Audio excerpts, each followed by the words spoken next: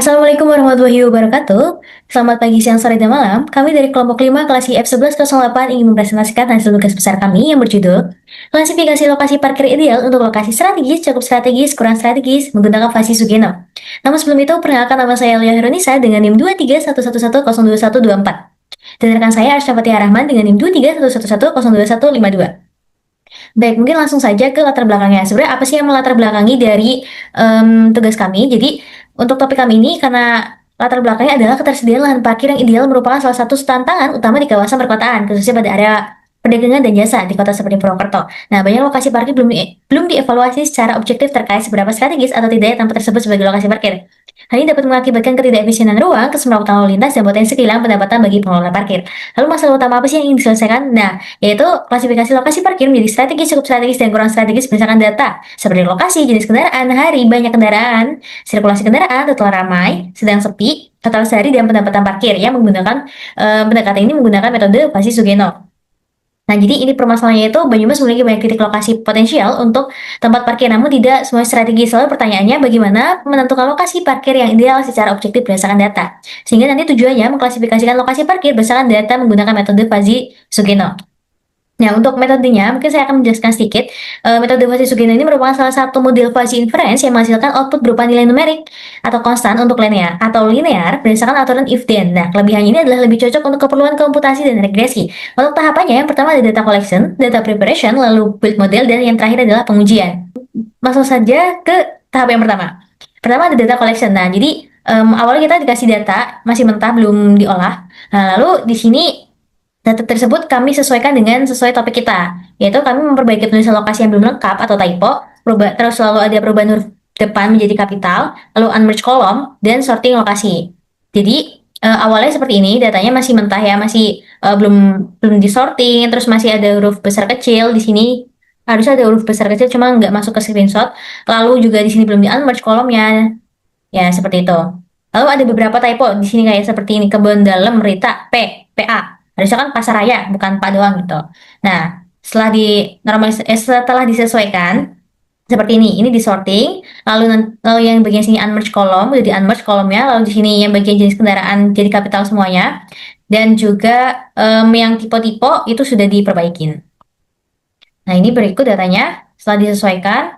Nah, lalu dari sekian banyak data, ada 14 data kurang lebih, itu ada 14 jenis data kurang lebih ya. Itu kita pilih hanya 10 jenis data saja. Ada lokasi, latitude, longitude, jenis kendaraan, hari, banyak kendaraan ramai sedang sepi, sirkulasi kendaraan ramai sedang sepi, total ramai sedang sepi, total sehari, dan pendapatan parkir sehari.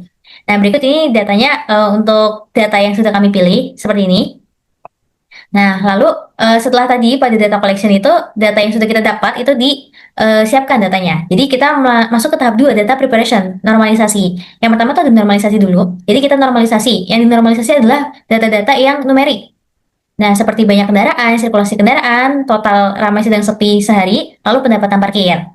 Jadi seperti ini. Awalnya ini adalah data sebelum dinormalisasi. Contohnya misalkan kita ambil banyak kendaraan. Ini 8,0, 2,0, 8,0, dan seterusnya gitu. Nah, setelah dinormalisasi itu menjadi 0,07, 5 sekian, 0,01 sekian, 0,08 sekian gitu. Ini dinormalisasi. Nah, untuk latitude longitude walaupun ini angka tidak kami normalisasi karena ini kan adalah titik koordinat ya, titik koordinat untuk lokasinya. Jadi ini akan dimunculkan di peta ketika nanti ininya. Takutnya kalau ini normalisasi nanti jadi salah baca, nanti akhirnya titik lokasinya nggak muncul, jadi lebih baik untuk tidak dinormalisasi seperti itu. Nah, lalu masuk ke tadi yang pertama normalisasi, lalu setelahnya itu kita EDA, exploratory data analysis atau EDA. Yang pertama ada statistik deskriptif. Jadi untuk latitude dan longitude-nya ini menunjukkan penyebaran geografis lokasi parkir dengan rata-rata latitude-nya minus 7,41 dan longitude-nya 109,2. Artinya ini lokasinya di Jawa Tengah. Itu sebagai tanda buktinya seperti itu.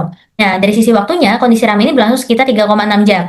Ini menunjukkan waktu sibuk yang relatif singkat. Nah, pada kondisi sedang itu sedikit lebih lama, yaitu 3,86 jam, mencerminkan kestabilan sebelum berubah. Lalu pada kondisi sepinya itu berlangsung sekitar 3,31 jam. Ini menandakan lokasinya cukup sering tidak ramai gitu. Untuk banyak kendaraannya itu pada saat ramai sebanyak 8,6 kendaraan, maksimumnya hingga 158. Ini menunjukkan lokasi dengan kepadatan tinggi. Lalu pada saat pada saat sedang itu rata-ratanya 5,7 kendaraan. Ini mencerminkan stabilitas penggunaan, dan pada saat sepi rata-rata 3,08 kendaraan gitu. Lalu untuk sirkulasi kendaraannya ini tertinggi terjadi pada saat kondisi ramai dengan rata-rata 5,3. Ini menunjukkan adanya pergerakan aktif. Nah, pada kondisi sedang itu turun jadi 3,35. Sedangkan, nah ini mencerminkan intensitas menengah. Sementara pada saat sepi ini sirkulasinya hanya 1,73. Ini cenderung kurang ramai. Lalu secara umum ini lokasi-lokasi parkir ini memiliki rata-rata total kendaraan perharinya sebesar 55,8. Namun variasinya sangat besar nih dengan divisiasi standar sekitar 64 dan maksimum hingga 615 kendaraan. Ini menandakan bahwa ada perbedaan signifikan antara lokasi sebagian sangat aktif dan sebagian lainnya sangat sepi. Untuk tarif parkirnya itu rata-ratanya sebesar 1.500, itu dari rentang 200 sampai 2.000. Lalu untuk yang kedua itu ada diagram batang. Nah, ini diukur berdasarkan data jenis kendaraan. Jadi dari diagram batang tersebut itu menunjukkan keseimbangan jumlah kendaraan motor dan mobil. Nah, lalu untuk box plotnya ini diukur berdasarkan data pendapatan parkir sehari. Jadi sebagian besar pendapatan harian lokasi parkir ini rentangnya 0 sampai Rp150.000. Untuk median pendapatannya menunjukkan nilai tengah yang kemungkinan berada di kisaran Rp50.000 sampai Rp70.000. Untuk banyak liar muncul di atas batas atas, bahkan ada yang mencapai lebih dari Rp60.000 nih. Ini berarti terdapat beberapa lokasi yang menghasilkan pendapatan sangat tinggi. Nah, untuk scatter plot ini diukur berdasarkan data banyak kendaraan ramai versus total ramai. Jadi mayoritas titik ini terkonsentrasi di area kiri bawah, itu yang mana jumlah kendaraan ramai kurang dari 40 dan total kendaraan ramai itu kurang dari 100. Namun ada beberapa titik ekstrim juga yang di kanan atas ini menunjukkan aktivitasnya itu sangat tinggi. Ini untuk yang merah adalah motor dan yang biru adalah mobil. Baik, saya Asia Fatih Rahman dengan NIM 231110252. Di sini saya akan menjelaskan bagaimana kami menggunakan konsep logika Fuzzy-Sugeno untuk mengklasifikasikan lokasi parkir menjadi strategis, cukup strategis, dan kurang strategis. Nah, di sini yang pertama kita ada fungsi keanggotaan berdasarkan jumlah kendaraan. Baik, yang pertama kita analisis yang rendah dulu. Nah, derajat keanggotaan 1 saat sirkulasi sedang 0 itu turun ke 0 saat sirkulasinya 40. Nah, artinya sirkulasi kurang dari 20 itu pasti rendah. Nah, sedangkan kalau sedang atau yang biru ini, nah derajat keanggotaan 0 saat sirkulasi sama dengan 20 itu naik menjadi 1 saat sirkulasinya 60. Nah, kemudian turun lagi ke 0 saat itu sirkulasinya adalah 100. Selanjutnya adalah tinggi atau merah. Nah, ini derajat keanggotaannya mulai naik dari 70 mencapai 1 saat 115. Sirkulasinya ini lebih dari sama dengan 90 dianggap tinggi.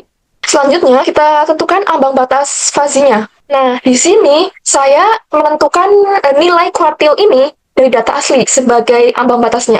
Nah, nilai kuartil ini dipakai sebagai ambang batas fazi untuk mengkategorikan data numerik ke dalam label linguistik.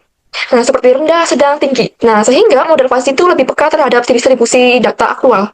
Selanjutnya ini adalah aturan Fuzzy-Sugeno-nya dari tema kami. Ini ada bagian seperti rule of the game-nya. Nah, di sini kita analisisnya. Nah, tabel di atas ini mengubah input linguistik tinggi, sedang, atau rendah menjadi output numerik atau nilai Z yang menunjukkan tingkat kestrategisan suatu lokasinya. Nah, selanjutnya ini ada inferensi Fuzzy-Sugeno-nya, di mana kita inputinnya ada banyak kendaraan ramai dan sirkulasi kendaraan ramai. Lalu ini ada derajat keanggotaannya, yaitu tiap input itu dihitung rendah, sedang, atau tinggi. Nah, perhitungan tersebut menggunakan fungsi segitiga berdasarkan nilai kuartil. Lalu ada aturan fazinya, di mana rule 1 atau strategis ini jika banyak kendaraan tinggi dan sirkulasi tinggi. Nah, rule 2 atau cukup strategis ini jika banyak kendaraan sedang dan sirkulasinya sedang. Sedangkan yang rule 3 ini ada kurang strategis. Nah, jika banyak kendaraan rendah atau sirkulasinya itu rendah. Selanjutnya, ini adalah hasil dari inferensi Fuzzy-Sugeno-nya. Kita di sini cuma inputin 9 karena datanya aslinya itu udah banyak, jadi itu sudah ada di codingannya. Next, ini ada build modelnya. Di sini kita klasifikasikan peta lokasinya. Nah, kita kasih keterangan di sini hijau sebagai strategis, orange sebagai cukup strategis, dan merah adalah kurang strategisnya. Nah, di sini kita analisis juga nih detail tiap lokasi. Kita jabarin juga lokasinya. Di mana lokasi strategis itu kita masukin hasil nilai Sugeno, di mana kita di klasifikasi Sugeno ini strategis dengan nilainya itu mendekati 1. Sini nilainya adalah 0,90. Nah, kita masukin juga long dan latitude-nya. Lalu di sini ada pasar burung, di mana ini cukup strategis. Kita tentukan nilai Sugeno-nya, mendapatkan hasil 0,37, dan selanjutnya ada lokasi lode, di mana ini lokasinya kurang strategis, di mana nilai Sugeno-nya cuma mendapatkan hasil 0,10. Nah, di sini kita buat juga output untuk tabelnya. Nah, di sini kita buat hasil klasifikasi lokasi parkir dari lokasinya dan klasifikasinya. Setelah kita menghitung menggunakan Fuzzy, ditentukan bahwa hasilnya seperti ini. Nah, di sini kita masukin lokasinya dan hasilnya. Selanjutnya ini adalah bagian pengujiannya, di mana pencarian klasifikasi lokasi berdasarkan input lokasi. Nah, contoh di samping ini yaitu pencarian dengan input lokasi atau ABATA. Contohnya nih, kita inputin datanya, lalu akan muncul hasilnya. Nah, data yang ditampilkan ini banyak kendaraan ramai, sedang sepi, lalu sirkulasi kendaraan ramai sedang sepi, dan klasifikasi lokasinya. Selanjutnya, ini adalah pengujiannya. Di sini kami membuat web hasil klasifikasi lokasi untuk pengujiannya, di mana kita ngimportin library dulu, kita menggunakan Flash, lalu DAS, lalu ada NumPy dan volume dan pingrock. Nah, lalu kita baca data Excel dan ditampilin di websitenya. Lalu kita jalanin server Flash-nya.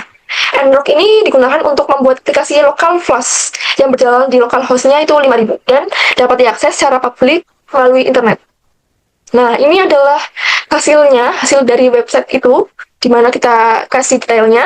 Klasifikasinya kalau strategis ini buttonnya warnanya hijau, sedangkan kurang strategis ini merah, dan kuning atau orange di sini cukup strategis, begitu. Oke, baik. Kita langsung saja masuk ke collab-nya. Kita di sini hanya mau menjalankan website itu. Pertama kita akses aplikasinya, kita klik link ini, dan ngerok free-nya.